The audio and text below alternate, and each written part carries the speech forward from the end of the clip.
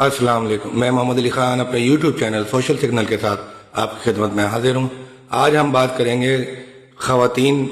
کے اوپر بڑھتے ہوئے جرائم کے حوالے سے۔ جنسی ہراسانی ہو یا گھریلو تشدد ہو، یہ سلسلہ بڑھتا ہی جا رہا ہے۔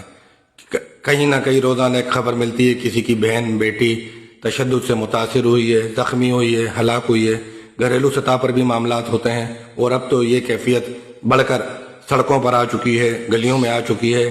کہ پہلے تو اشارے بازی ہوتی تھی، گندی نظروں کا تعاقب ہوتا تھا، اب تو بات ہاتھ لگانے تک اور جنسی طور پر ٹارچر کرنے تک آ گئی ہے۔ اس حوالے سے دیکھا جائے تو پنجاب میں سی سی ڈی کا کردار بہت اہم ہو گیا ہے، اور سی سی ڈی کے آنے کے بعد ہی ان جرائم کے بارے میں زیادہ پتہ چلا ہے۔ سوشل میڈیا نے اس حوالے سے اہم رول ادا کیا ہے، اور پنجاب کی سی سی ڈی نے کہیں نیفے میں پستول چلایا ہے، تو کہیں ہاتھ توڑا ہے، تو کہیں پیر توڑا ہے۔ بظاہر تو دیکھا جائے تو یہ سارے اقدامات ماورائے عدالت لگتے ہیں کہ کہیں کوئی شخص جرم کرے تو عدالت موجود ہے، مقدمہ ہوگا، عدالت میں پیشی ہوگی، اور کیس چلتا رہے گا، اور کیس صرف چلتا ہی رہے گا، تاریخ پہ تاریخ پڑتی رہے گی۔ عملی طور پر یقیناً کچھ نہیں ہوتا ہے، اور وہ بغیرت ذلیل ملزم مجرم باعزت بری ہو کر گھر میں چلا جاتا ہے، اور کچھ دنوں بعد وہی روٹین پر آ کر وہی بے غیرتی والے کام شروع کر دیتا ہے۔ تو جس طرح پنجاب میں سی سی ڈی اس حوالے سے بہترین ورک کر رہی ہے، صوبہ سندھ، خیبر پختونخوا، بلوچستان، یا جہاں کہیں بھی ہر جگہ اس طرح کے معاملات ہوتے ہیں، سوشل میڈیا کا دور ہے، جگہ جگہ سی سی ٹی وی کیمرے لگے ہوئے ہیں، تو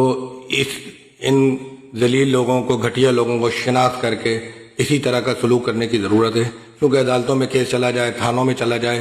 تو پھر آؤٹ پٹ کچھ نہیں ملتا، صرف ضمانتیں ہوتی ہیں اور تاریخ پہ تاریخ پڑتی رہتی ہے، اور متاثرہ فریق جو ہوتا ہے، جو خواتین ہوتی ہیں، نہ وہ روز عدالت پیش ہو سکتی ہیں، نہ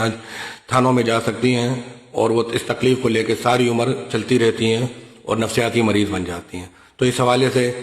اجتماعی طور پر سوسائٹی کی بھی ذمہ داری ہے، ہماری اور آپ کی بھی ذمہ داری ہے، قانون نافذ کرنے والے اداروں کی بھی ذمہ داری ہے